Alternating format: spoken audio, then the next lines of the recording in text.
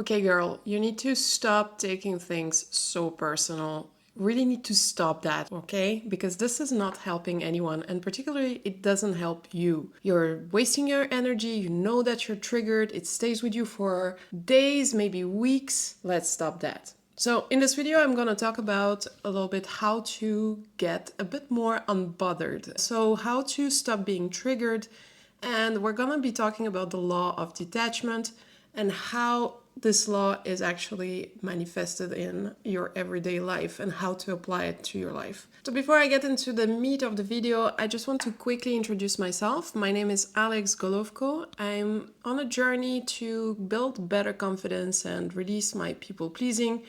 I'm also a yoga teacher, both on philosophy side, but also on the movement side. And these are two tools that really help me on that path of building my confidence and releasing my people-pleasing tendencies. On this channel, I share about women empowerment, all things personal growth, and things that are practical that you can actually implement in your everyday life. I use my own experience on my personal path and give you some tips and tools that I use myself, particularly from yoga philosophy, as well as some yoga practice too, and just personal experience. So if that's something that sounds like you would be interested in, please consider subscribing to my channel, as well as commenting so that I know you exist. That's always super nice to see. And if you have any desires or wants about topics around women empowerment, around feeling your self-worth, please consider commenting and requesting that. I will be super happy to oblige and create content around your topic. And of course, if you're a returning listener, I'm super happy that you're here. Thank you so much for listening to the content, and I'm super happy it's valuable to you. All right, so let's get into our topic today, and let's first start about how do you know when you get triggered. So that's maybe something that you've experienced previously. I know I have. That's something I used to struggle with a lot, actually. And this is a sensation of, sometimes I feel it in like my heart area or a little bit lower, like where the stomach is, like a little pinch in the stomach when you feel like you're getting activated. You're kind of, your heart rate is faster, you are reacting suddenly to something that's being said or done by another person.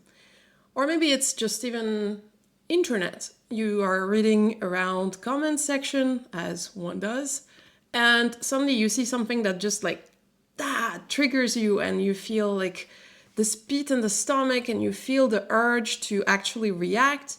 And if you don't react straight away, then you think about it, and that might be just for a day, or it might take a few days actually.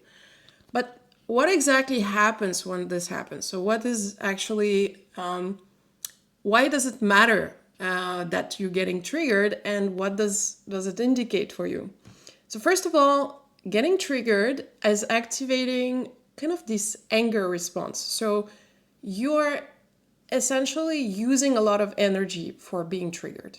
So being triggered is activating your nervous system. You're actually in a kind of a fight or flight mode. So this is a high energy consumption mode. So that means that you are spending a lot of your energy thinking about what happened, thinking about scenarios of what you should have said, or you should have done possibly. And then this whole energy is used to this particular situation instead of being used to other things. You could be using it for so many other things, but instead you're using it for that particular reaction that you're having.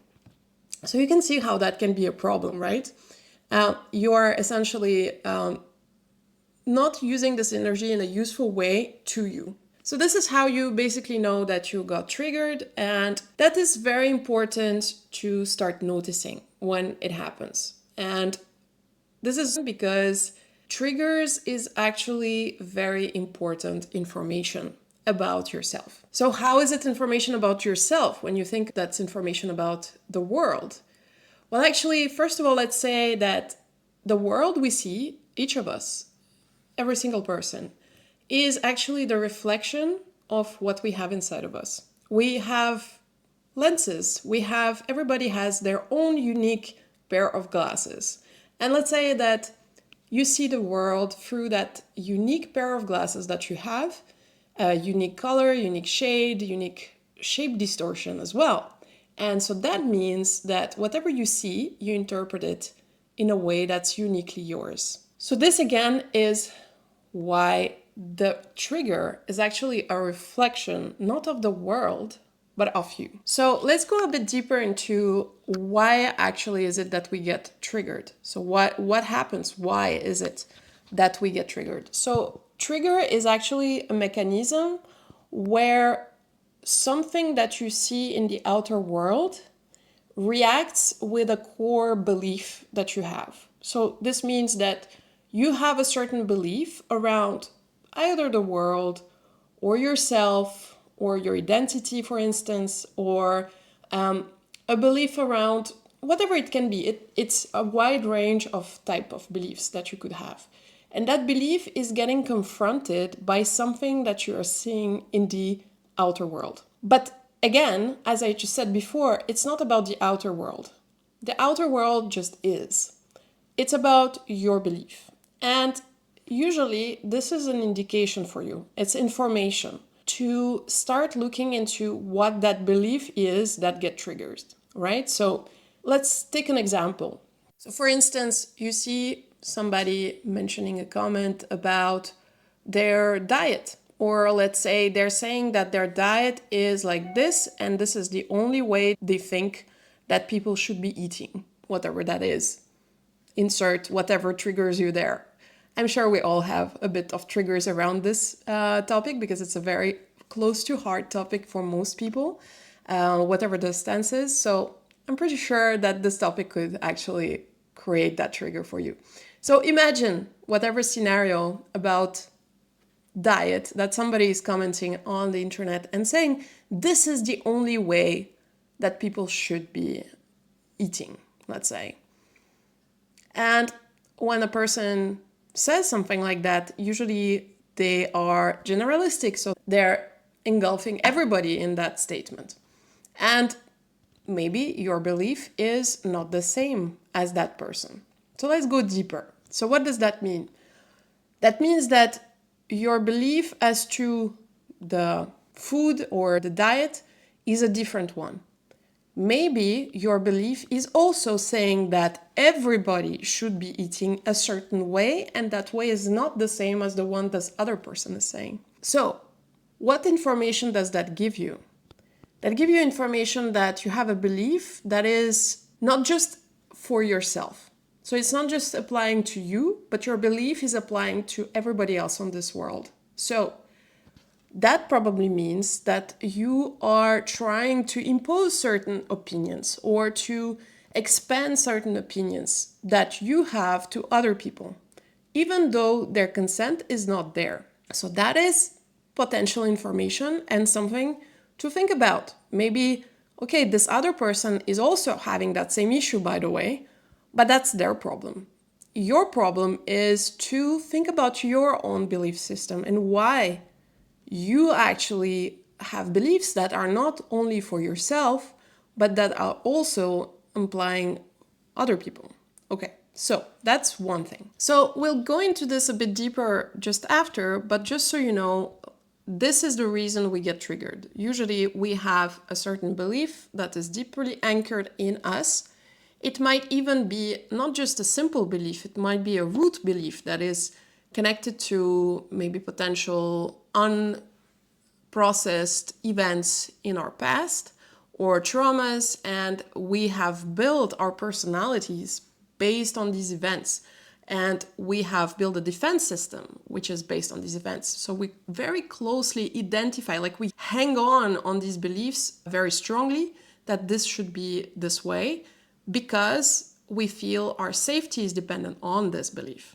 So we'll go deeper into this right now when we talk about the law of detachment. So what is detachment? Actually, detachment is something that is very core to yogic philosophy as well. It's actually called Aparingraha, which is one of the key guiding principles of conduct for a person that follows yogic philosophy.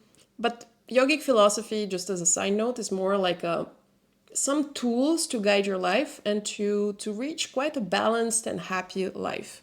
So these are things that you can apply to modern world as well, even though they're quite ancient. But they've been tested over years and years, millennia of practical experience. So this is why I really love to actually bring them up here. But there we talk about the law of detachment as well. So this principle, Aparingraha. But what is exactly law of detachment is obviously the absence of attachment. But what is attachment though? So let's talk about attachment even before talking about the absence of it. So attachment is something that can be towards material or immaterial things. It could be material things like objects, so your house, some specific object that holds value for it, which is a kind of combination of an object that is material but also immaterial because you have emotional connection to it. It could be obviously people. That's like one of the main chapters of attachment that we can have. It can be to an outcome, an attachment to this has to happen a certain way only, or this cannot be otherwise. So this is another form of attachment. It can be to habits. So you can only do things a certain way. Don't give yourself flexibility to do things other ways. And it could be also, another important one is ideas or beliefs. So this one that I mentioned just before with the diet thing. So that's a really important way to see attachment. It can be to anything. But what is really crucial about it is that this attachment is not a healthy form of attachment. It's the fact that you identify through the ego to these things. What I mean by that is that these things become part of your identity. So for instance, an idea, like I mentioned before, or a belief, when you lack, for instance, a bit of self-knowledge and understanding beyond the ideas or beyond these superficial things, you think that your identity could be composed of what you think about things. And so you really grasp on those ideas, you really attach to them because you feel that this is who you are, but it's not. It's not just that. These are some elements, but this changes over years. You don't need to actually attach to those ideas that strongly.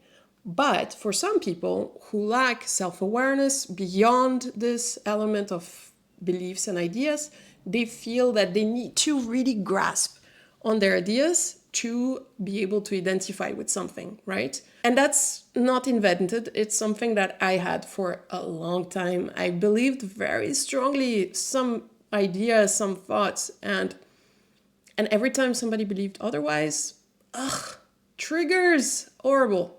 I know the feeling, so believe me. But I also know that when you release of that, you feel so much better. You have so much more energy. You don't waste your energy into getting upset about things from sometimes strangers on the internet that shouldn't even bother you at all. So that's very important information. So attachment is connected to the ego. It's connected to what you think your identity is. And again, it's possibly rooted in a safety mechanism connected to previous experiences in life. So another thing here is that it's often connected to a lack of trust in ourselves to be okay without that mechanism.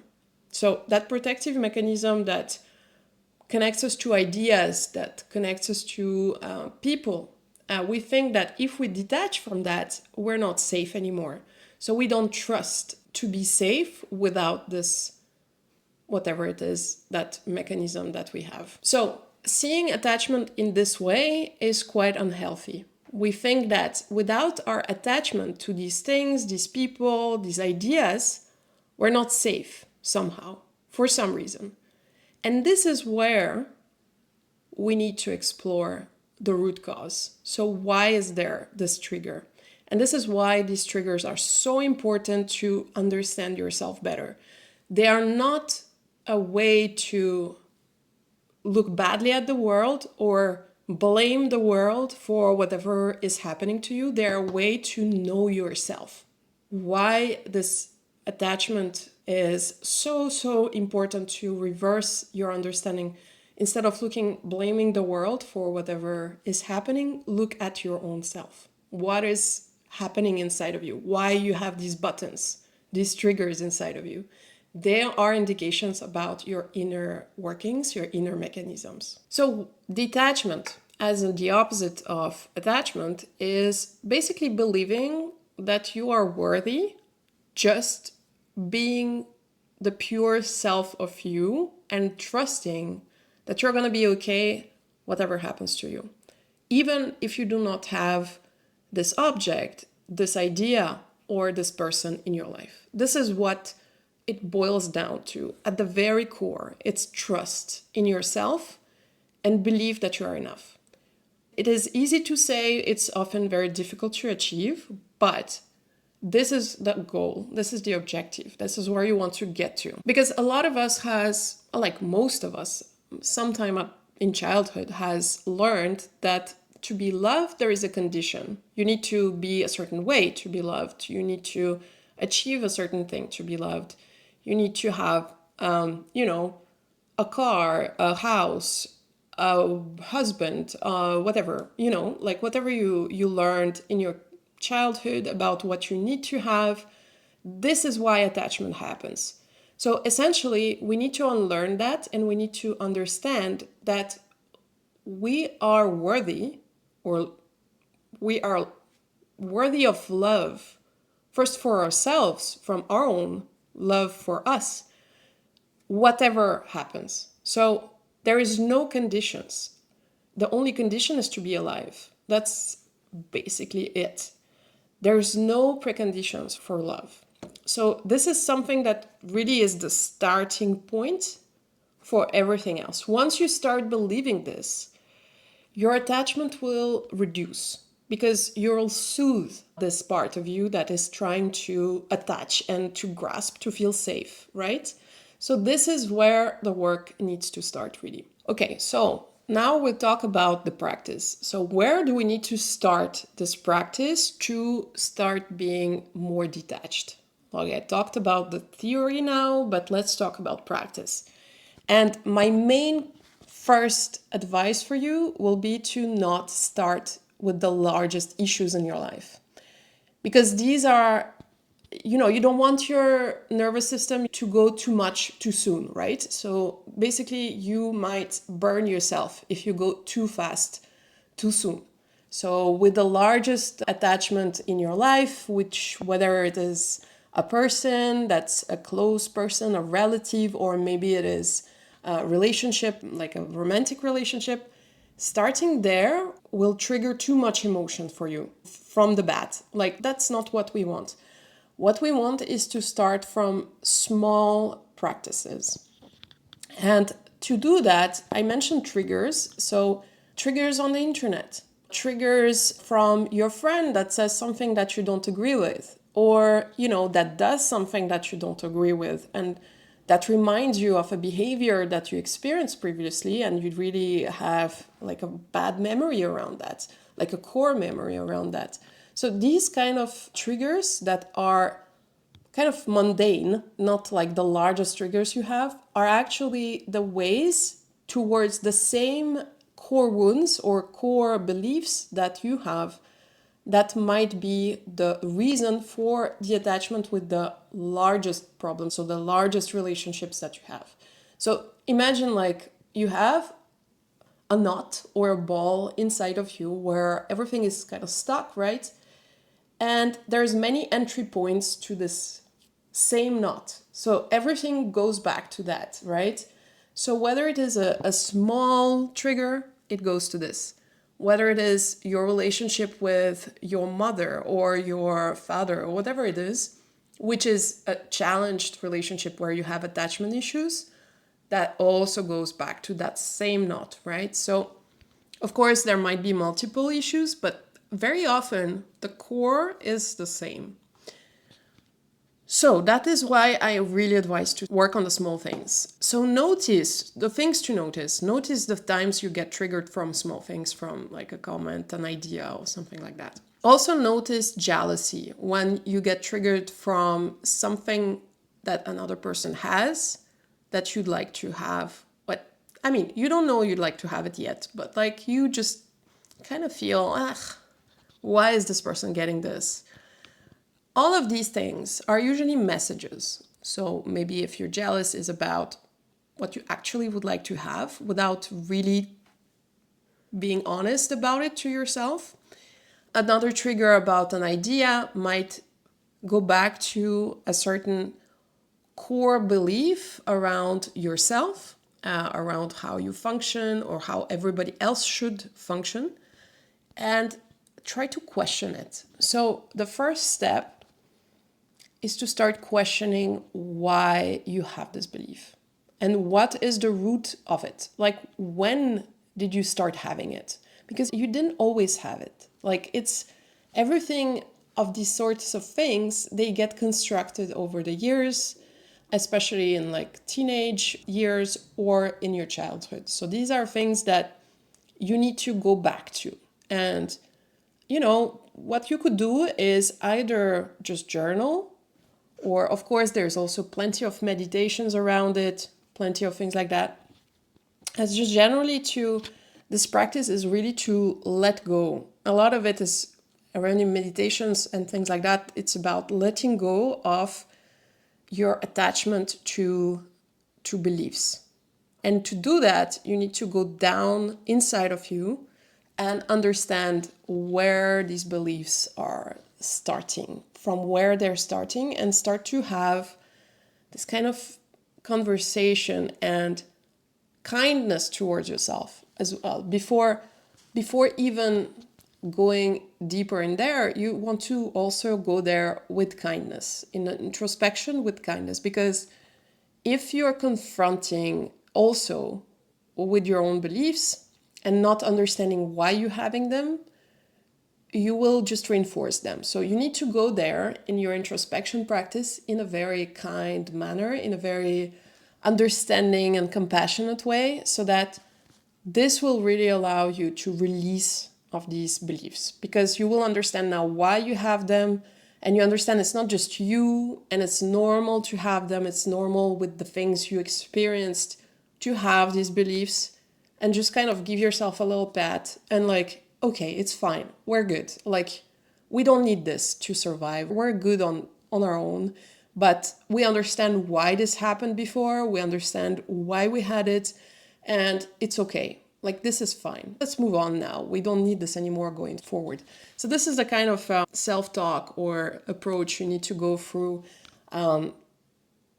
in these moments of practice, in the self-introspection. But essentially, every time you feel that information coming on, trigger information, pause, and instead of thinking about the thing that made you, the thing is not important. What is important is you, like why, inside of you, why this happens. So reverse that approach. Instead of looking outside, look inward. All right, so these are the practices I would like to share with you today. And thank you so much to watch until the end. And if you really thought this was useful, please comment or like this video. This was really nice. And if you have any triggers around talking to difficult people, I actually have a very nice video around that. So I will link it to the description. And if you want to see any other content, also comment on this video with suggestions, and I will be super happy to oblige. So again, thanks for sticking around, and see you in the next video.